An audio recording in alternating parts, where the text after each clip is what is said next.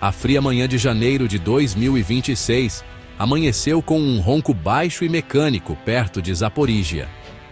Sob o céu pálido, antes do amanhecer, uma maciça coluna mecanizada russa começou a se mover. Era uma visão formidável. Uma serpente de metal de quase 3 quilômetros de comprimento, serpenteando pelas estradas rurais congeladas. Não era um reposicionamento menor, era uma grande ofensiva em andamento. O Kremlin, buscando um avanço decisivo após um longo inverno de combates de atrito, havia comprometido uma força significativa para este único impulso. O objetivo era ambicioso: romper as linhas ucranianas e iniciar um avanço sustentado de 10 dias em direção ao eixo estratégico do Dnipro, esperando fraturar a frente sul de uma vez por todas. Esta poderosa coluna era um microcosmo da máquina de guerra russa. Em seu núcleo estavam dezenas de pesados tanques de batalha principais T-70 e 2B-3, suas estruturas de 48 toneladas revolvendo a lama gelada.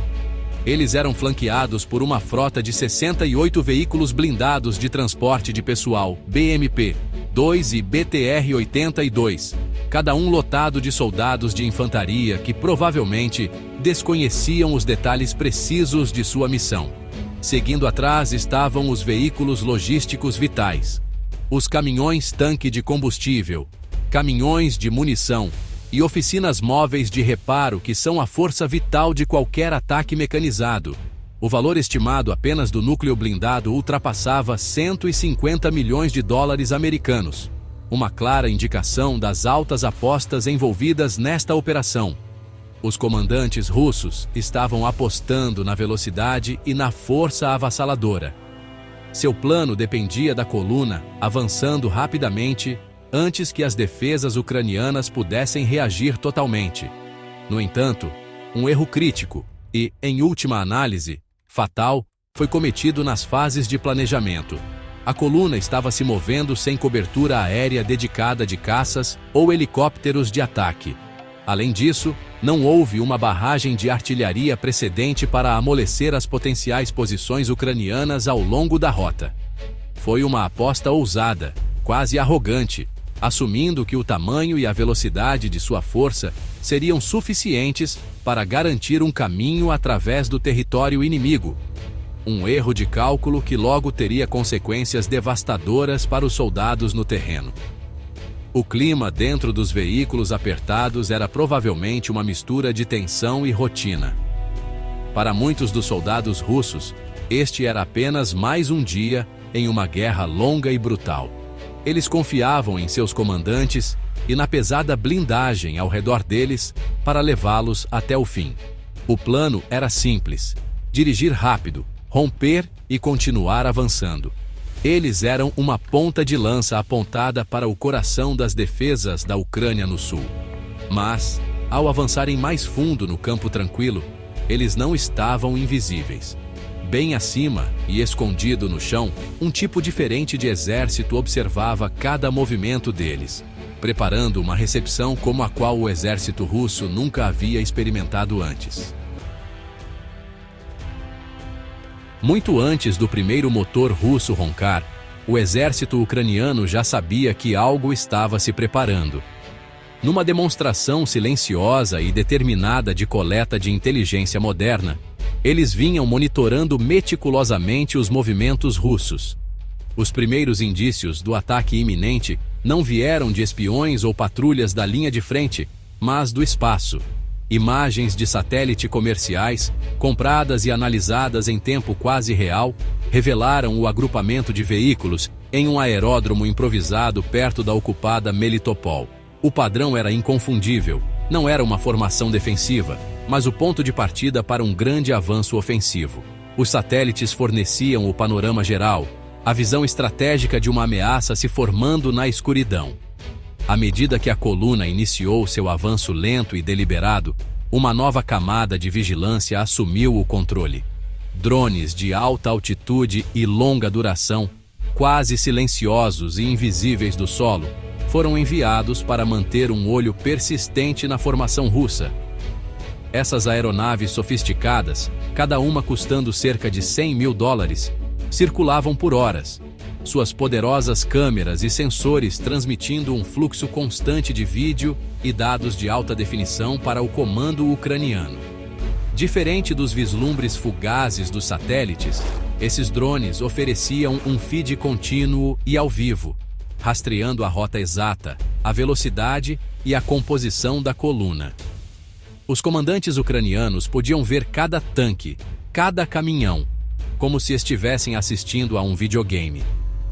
A rede de vigilância se estendia até o próprio solo. Nos dias e semanas anteriores, as forças especiais ucranianas haviam colocado secretamente uma série de sensores de solo discretos ao longo das possíveis rotas de avanço russas. Esses pequenos dispositivos camuflados podiam detectar as vibrações sísmicas e as assinaturas acústicas de veículos pesados. À medida que a coluna russa passava por suas localizações ocultas, os sensores acionavam alertas automaticamente, enviando dados de localização precisos, que corroboravam as informações vindas dos drones e satélites.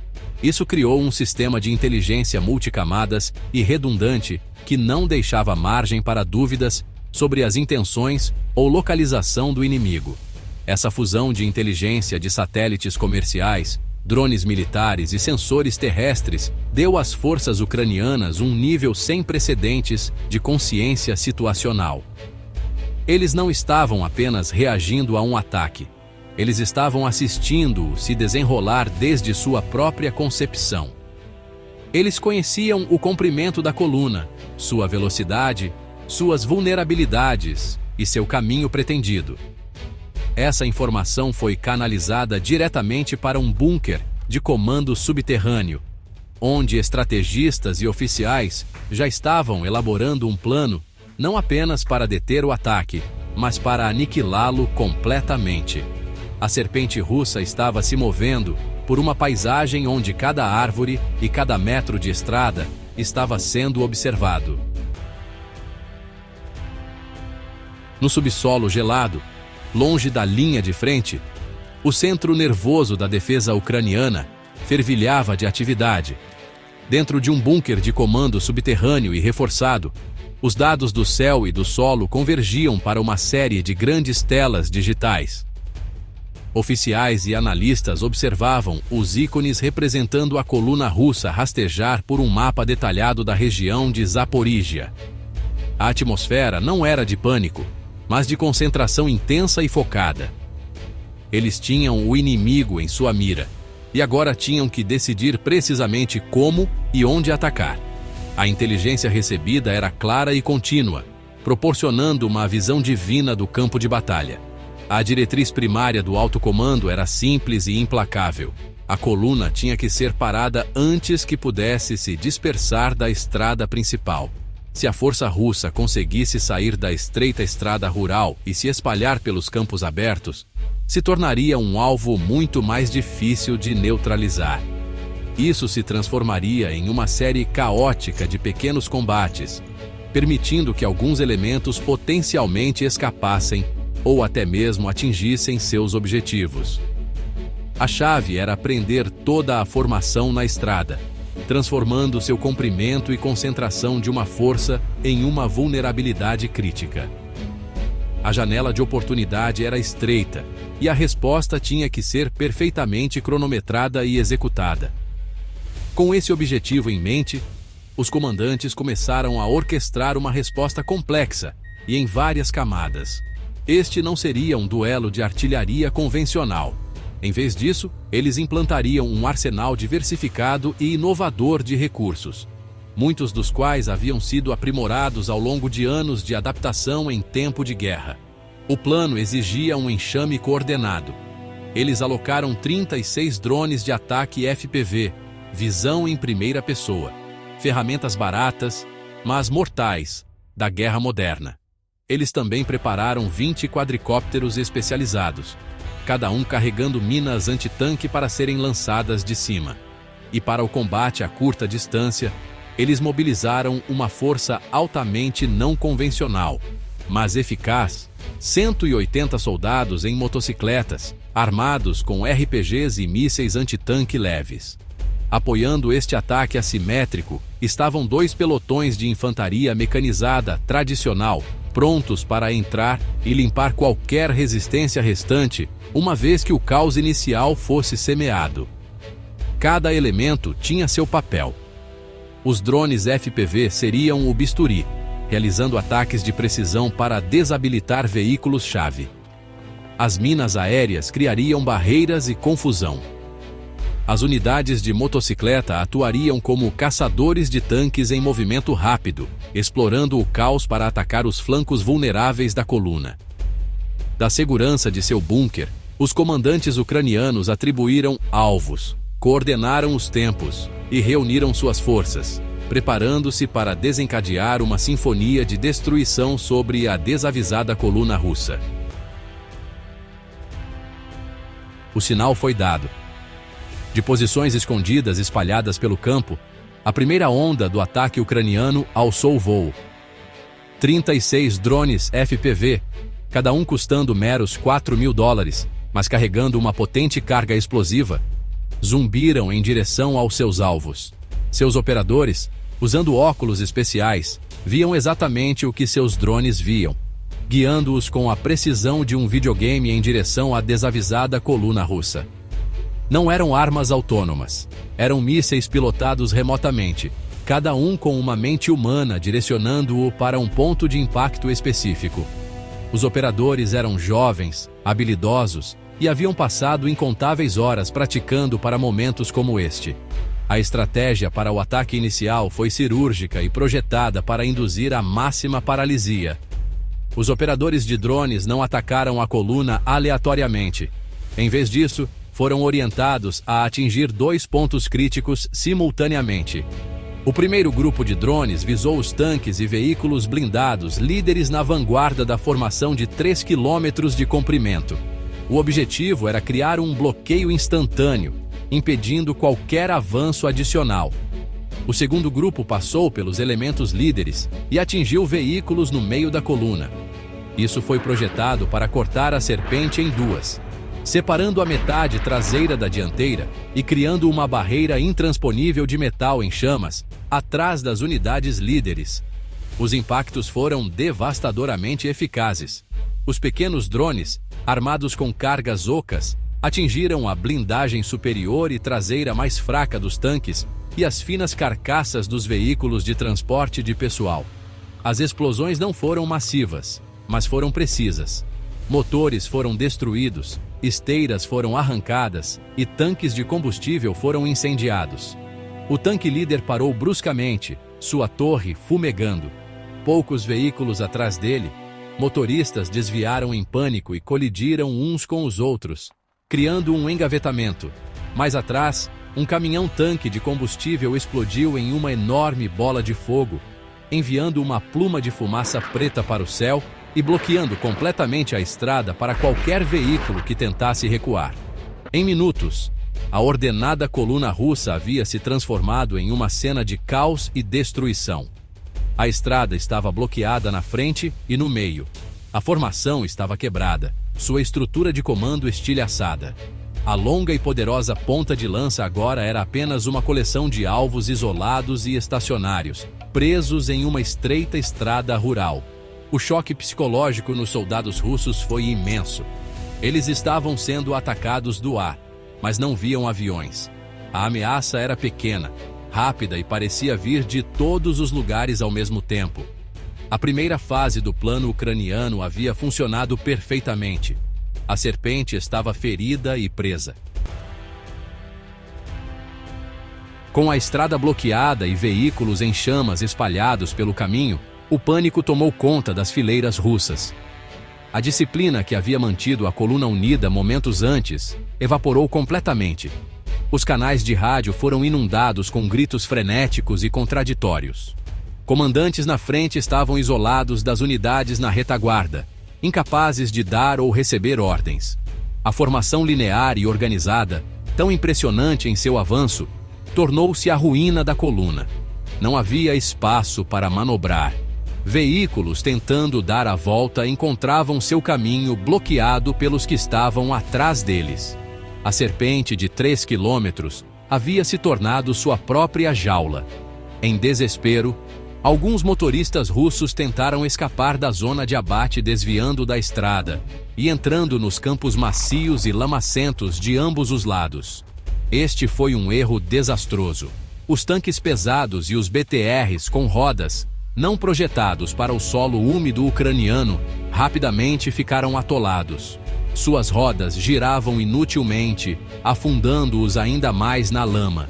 Em vez de escapar, eles se transformaram em alvos estáticos e indefesos, isolados do grupo principal e expostos ao ar livre. A visão de seus camaradas atolando apenas amplificou o medo e a impotência sentidos pelos que ainda estavam presos na estrada. Vendo o caos se desenrolar de cima, os operadores de drones ucranianos iniciaram a segunda fase de seu ataque. Com os alvos primários neutralizados, eles liberaram os drones FPV restantes e os quadricópteros mais lentos, que lançavam minas. Os quadricópteros pairavam sobre os bolsões de veículos presos e simplesmente largavam pequenas minas antitanque em sua fina blindagem superior, causando mais danos e confusão. Os drones FPV restantes caçaram alvos de alto valor que ainda estavam intactos: veículos de comando, sistemas de guerra eletrônica e caminhões de munição. Cada nova explosão aumentava o pandemônio, criando um efeito cascata de medo e desorganização. Em meio à carnificina, soldados de infantaria russos começaram a fazer escolhas individuais para sobreviver. Escotilhas foram abertas, e soldados saíram de seus veículos blindados, buscando cobertura nas valas rasas ao longo da estrada ou tentando fugir a pé pelos campos abertos. Eles estavam abandonando seu equipamento multimilionário, sua missão esquecida. Tudo o que importava era escapar da morte invisível e zumbindo que caía do céu. A outrora poderosa coluna mecanizada havia deixado de ser uma força de combate. Agora era apenas uma coleção de homens aterrorizados tentando correr por suas vidas. Enquanto os drones semeavam o caos do alto, a próxima onda do ataque ucraniano começou em terra. De posições ocultas em florestas e linhas de árvores próximas, o rugido de 180 motores de motocicleta de repente cortou o ar. Esta era a cavalaria moderna da Ucrânia, uma força altamente móvel e audaciosa projetada para ataques rápidos e de guerrilha. Cada motocicleta carregava um soldado armado com uma granada impulsionada por foguete ou um míssil anti-tanque guiado leve mais avançado. Eles saíram de sua cobertura, usando sua agilidade para navegar pelo terreno e se aproximar da coluna russa parada de múltiplas direções. Essas unidades de motocicleta não foram feitas para um combate prolongado. Seu propósito era velocidade e surpresa. Eles enxamearam os flancos da coluna quebrada, visando os veículos que haviam ficado presos na lama ou estavam isolados e sem líderes na estrada. Um soldado corria em direção a um tanque, disparava um foguete em seu lado ou traseira vulnerável e então acelerava para longe antes que a tripulação russa pudesse reagir efetivamente. Essa tática foi terrivelmente eficaz contra um inimigo desmoralizado e desorganizado. Os soldados russos, já sob ataque aéreo, agora estavam sendo atingidos por forças terrestres rápidas que apareciam e desapareciam em momentos. O ataque de motocicleta era o martelo e os drones eram a bigorna. Enquanto os motociclistas rápidos atacavam pelos flancos, os operadores de FPV ucranianos continuavam a fornecer vigilância, indicando alvos e garantindo que as forças russas não pudessem organizar nenhuma defesa significativa. Se um bolsão de soldados russos tentasse formar um perímetro defensivo, um drone seria direcionado para dispersá-los. A combinação de ataques aéreos e terrestres era avassaladora, criando um campo de batalha de 360 graus, onde não havia direção segura e nenhum lugar para se esconder. A força russa estava sendo sistematicamente desmantelada, peça por peça. Finalmente, Com a coluna russa completamente quebrada e a resistência quase colapsada, a infantaria mecanizada ucraniana entrou em ação. 2 pelotões em seus próprios veículos blindados avançaram cautelosamente pela estrada. Sua tarefa era proteger a área e lidar com quaisquer bolsões restantes de soldados inimigos. Eles se moveram através dos destroços, passando pelos cascos queimados de tanques e pelos veículos de transporte de pessoal abandonados. A batalha estava essencialmente terminada. A tarefa da infantaria agora era de consolidação, capturando prisioneiros e garantindo que nenhuma parte da força russa pudesse se recuperar ou escapar para lutar outro dia. A operação inteira, perfeitamente coordenada, desde o primeiro ataque de drone até a varredura final da infantaria, estava completa. Quando a fumaça finalmente baixou sobre os campos perto de Zaporíjia, a magnitude do desastre russo foi revelada. A coluna de 3 quilômetros, que havia partido com tanto propósito horas antes, era agora um cemitério fumegante de equipamentos militares caros. A estrada era um ferro velho intransitável de tanques T-72 destruídos, veículos blindados de transporte de pessoal destruídos e caminhões-tanque de combustível carbonizados. Dezenas de outros veículos jaziam abandonados nos campos lamacentos, monumentos à tentativa fracassada de fuga. A ambiciosa ofensiva de 10 dias foi interrompida em seus primeiros quilômetros, não por um grande exército convencional, mas por uma força menor, mais inteligente e mais ágil. Esta batalha não foi vencida por números superiores ou blindagem mais pesada. Foi vencida em um bunker subterrâneo através da fusão inteligente de tecnologia e táticas. A vitória da Ucrânia foi um testemunho de sua notável capacidade de inovação e adaptação diante de um adversário maior. Eles integraram com sucesso dados de satélites comerciais, drones de reconhecimento de longo alcance e sensores de solo ocultos para alcançar uma consciência total do campo de batalha. Eles viram o ataque se aproximando muito antes de ele ser lançado, permitindo-lhes preparar uma recepção que foi devastadora e precisa. Esta foi uma vitória da inteligência. Os instrumentos de destruição foram igualmente inovadores.